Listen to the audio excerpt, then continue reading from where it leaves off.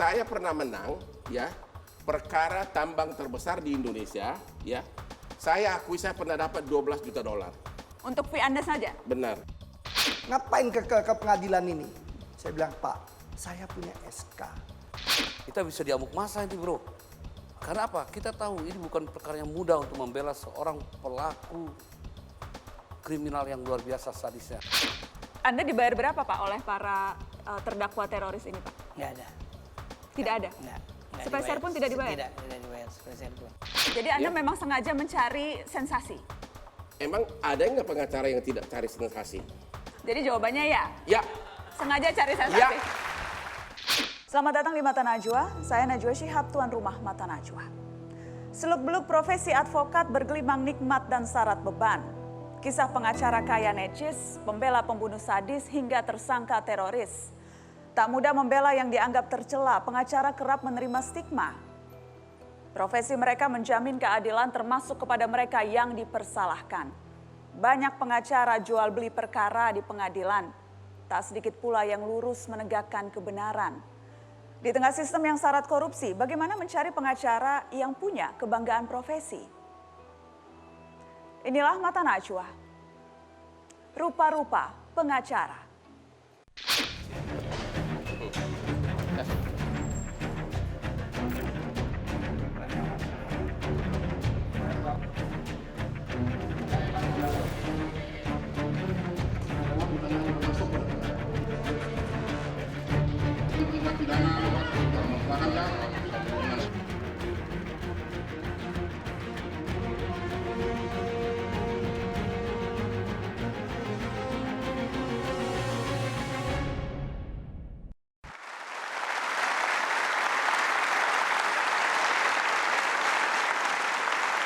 Pemirsa, pengacara perlente ini kerap menghiasi layar kaca. Artis dan pengusaha kaya raya berderet menjadi kliennya. Oleh media, ia dijuluki sang pengacara 30 miliar.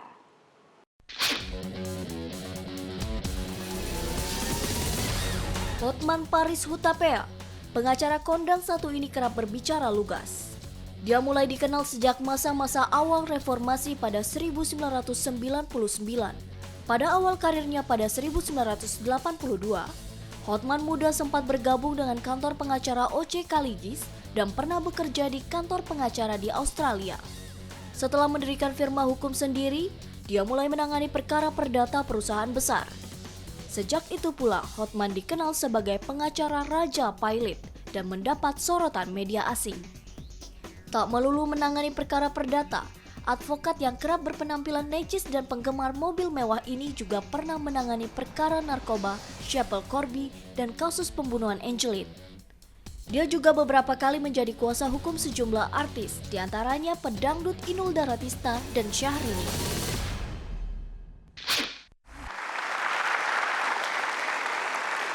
Ya, sudah hadir di meja Mata Najwa advokat Hotman Paris Hutapea. Selamat malam Bang Hotman, terima kasih sudah hadir di Mata Najwa. Ya. Bang Hotman, ketika Anda dijuluki pengacara 30 miliar, Anda tahu tidak dari mana asal-usul 30 miliar itu menempel pada Anda? Itu dari infotainment, dia hitung sendiri dari mulai atas ke bawah. Atas ke bawah Anda tuh? Ya maksudnya dari cincinnya, apanya, tapi memang itu saya akui kalau saya... Jadi atas ke bawah Anda nih 30 miliar? Bisa lebih malah. Lebih? Iya. Malam ini ke Mata Najwa berapa miliar? Coba tolong dihitung Itu dulu. nanti kita berdua aja bicara. Saya mau... Tapi saya pengen tahu, jadi tapi itu betul. Angka itu malah bisa lebih. Bisa lebih. Misalnya jadi begini, Bang, itu dasinya keling-keling itu ada berliannya dasi ya? Ya semuanya memang hobi saya begitu. Begini, saya itu hampir tiap bulan bersidang di Singapura arbitrase dan menghadapi mungkin kadang-kadang seruangan ini orang asing. Orang asing itu sangat sakit kalau ngomong. Tapi begitu kita datang ke ruangan, dilihat kita jauh lebih hebat dari dia penampilan, dia akan mulai down. Secara faktor sejarah, orang Asia itu kan lihat bule agak grogi.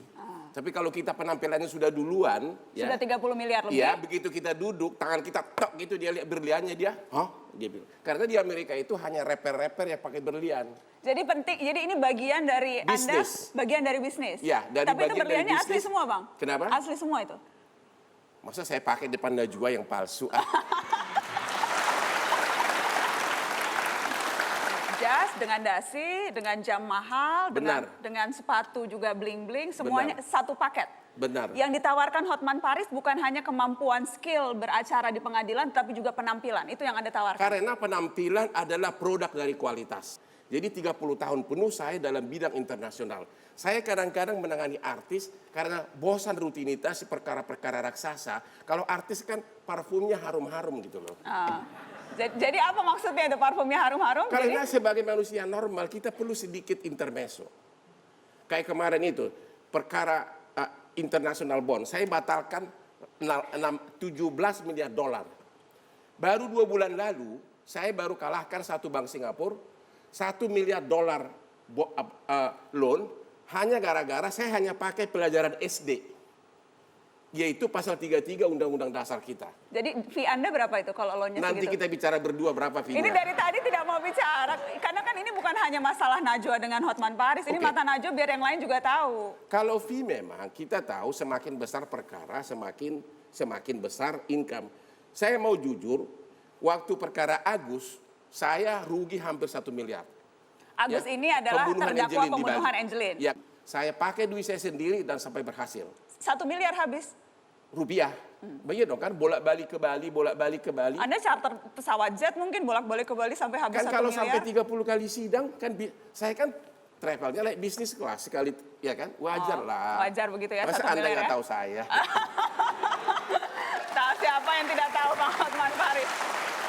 Nah tapi fee yang menangnya jangan cuma cerita yang uang rugi, yang uang menang.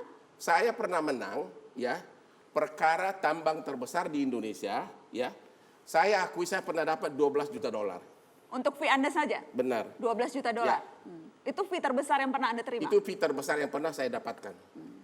Rata-rata tapi berarti fee Anda itu dihitungnya per jam berapa Bang Hotman? Kalau ada yang mau sewa Anda? Kalau saya tidak pernah mematok. Masyarakat suka menganggap saya itu mahal. Mahal kalau memang perkaranya besar dan dia sanggup bayar. Di kantor saya itu tiap hari Jumat selalu ada pelatihan untuk para debitur dan itu gratis semuanya. Jadi itu sangat individual case. Ada yang murah, ada yang mahal, tergantung kepada kemampuan si klien. Tapi murahnya berapa? Kan definisi murah Hotman Paris mungkin berbeda dengan yang lain. Ya. Murah dan mahalnya berapa? Ada yang cuma 100 juta, tapi the normal case 100 adalah... juta untuk selesai? Ya, Untuk itu satu satu kasus? level. Oke. Tapi kalau kayak kepailitan, saya akui rata-rata itu 100 ribu dolar minimum Per case? per case. Itu di satu tingkat.